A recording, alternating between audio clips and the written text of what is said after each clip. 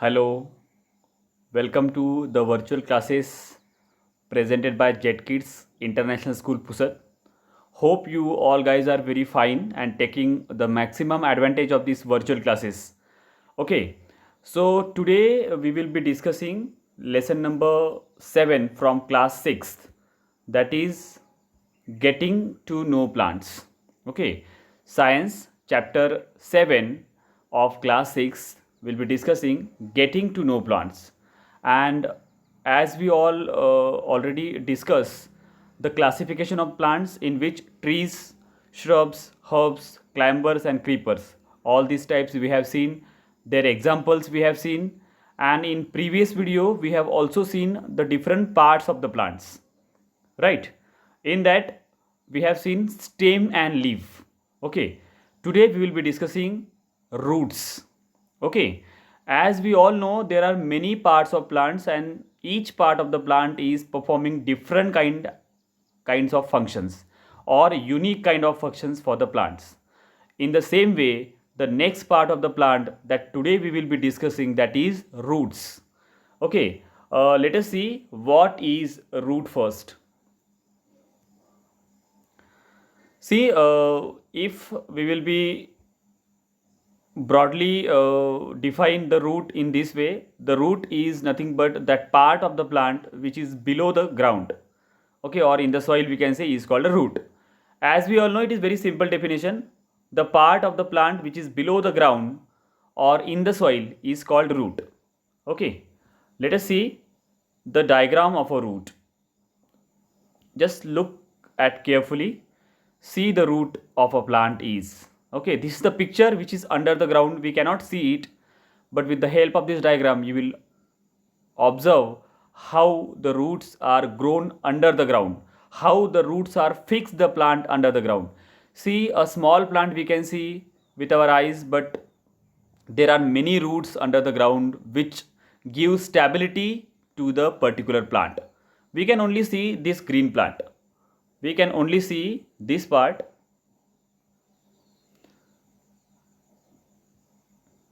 we can only see this part, right? But the part, okay, this part is called root. This part is called root, which is under the ground, which is below the ground, which we cannot see with our eyes. We can see only the part which I have highlighted with this red arrow, okay, the green plant. But under the ground there are many roots which give stability, which give support to the plant to stand straight. Okay, let us see in the function part, we all will discuss all these things. Okay, so hope you all have observed this diagram. Moving on, types of roots.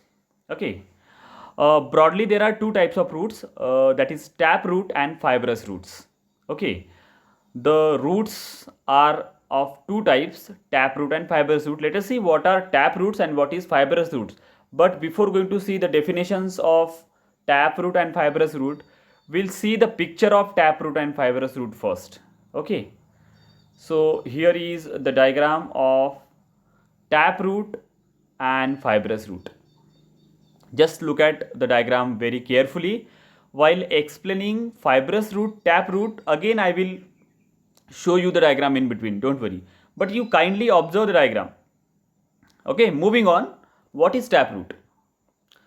See, the taproot system. The taproots have a main central root upon which small lateral roots called roots hairs are attached. Mustard, carrot, beetroot, parsley, China rose, and all the dicotyledons are the examples of the taproot system.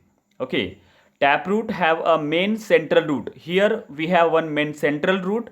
Upon small hair-like structure, the small roots are grown. Now again I will show you the diagram. See the diagram. Now only focus on taproot. Don't see the fibrous root right now. Main root is there. Okay, we can see this is the main root. from which small roots are growing, hair like structure are there. Okay, so with the help of this hair like structure you can see. Wait just a minute, I'll show you what is the exactly taproot is. Okay, it is a taproot. Okay, this is the taproot, and these small roots are growing from the main root, which gives support, and with the help of these main roots, the one main root, that is taproot, is able to provide all these functions or perform all these functions for a plant. Okay, so this is called taproot. I hope you might have understand it better right now. Okay, we'll see. Now let us see the taproot examples. Okay, through examples you can understand what is the taproot actually. Examples of taproots are, here are the examples of taproots.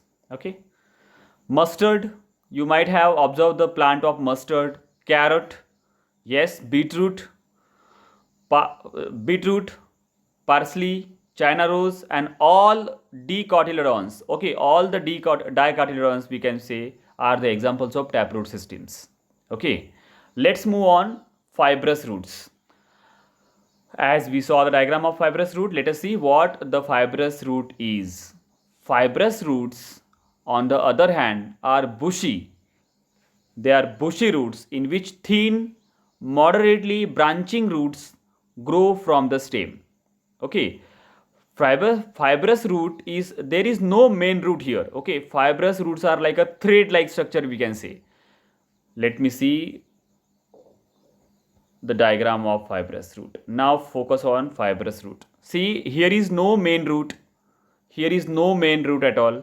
Here only we can see the thinny bushy roots are there.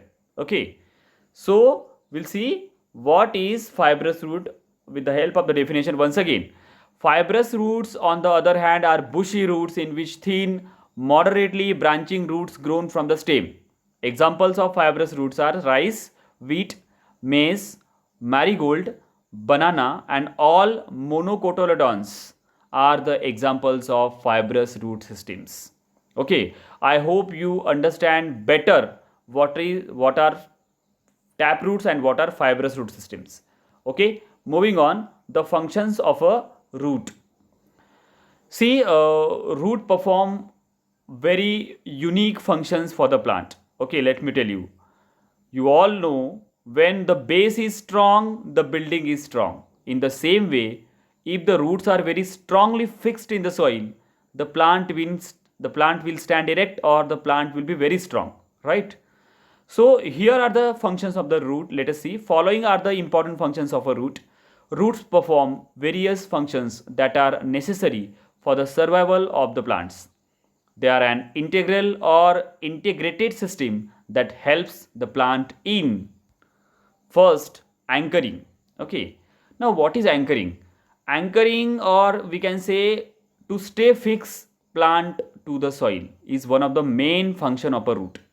Roots are the reason plants remain attached to the ground. Obviously, roots are only the reason in which plants stand erect, or we can say remain attached to the ground.